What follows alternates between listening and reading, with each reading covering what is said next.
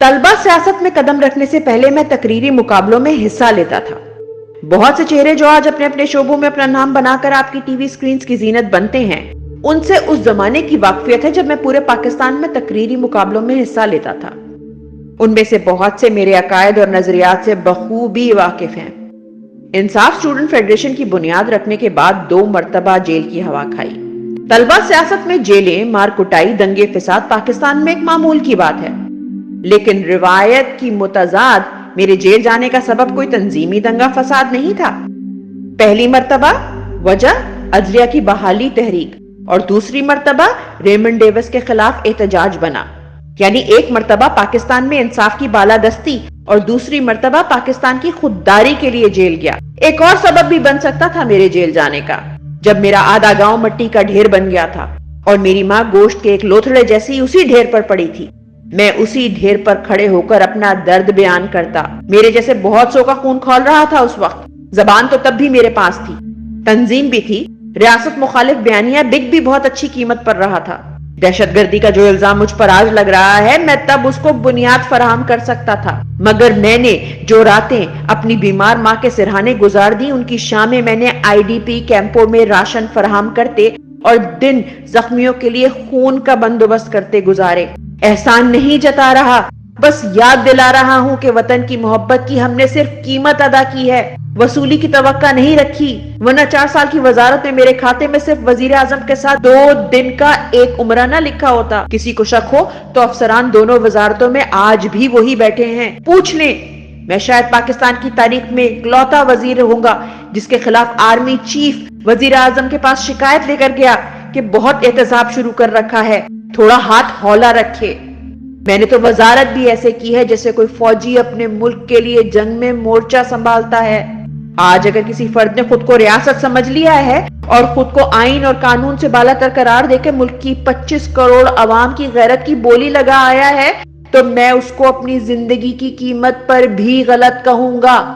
آج اگر 2-4 گنڈے اونچی کرسیوں پر بیٹھ کر خود کو خدا سمجھ بیٹھے ہیں اور لوگوں کی زندگی اور موت کے فیصلے کر رہے ہیں، تو میں اس کی خدائی کے خلاف علم بلند کروں گا۔ آج اگر کسی وطن فروش کی انا کی تسکین کے لیے میرے ہم وطنوں کے لیے زمین تنگ کی جا رہی ہے، حب الوطنوں کو قید اور قتل کیا جا رہا ہے، تو مجھ سے تسلیم کی توقع عبث ہے۔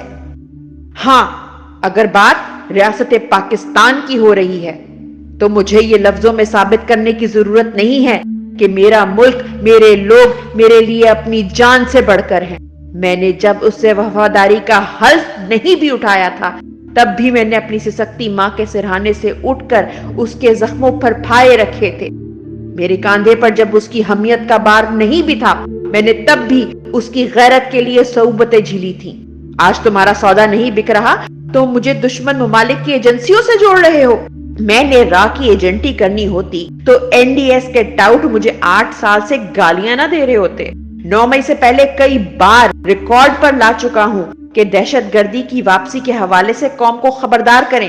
ارشد شریف کے قتل اور عمران خان پر قاتلانہ حملے کے کرداروں کا پردہ فاش کرنے کی پاداش میں زیر عتاب ہوں۔ 9 مئی کو تو 5 ماہ ہونے کو ہیں، لیکن میں 1.5 سال سے دربدر ہوں، کیونکہ میرے جرائم کی فہرست میں پاکستانی قوم کے پیسے کا احتساب، عمران خان سے وفاداری اور پاکستان کی خودداری کا سودا کرنے والوں سے سوال کرنے کا جرم 9 مئی سے پہلے سے شامل تھا۔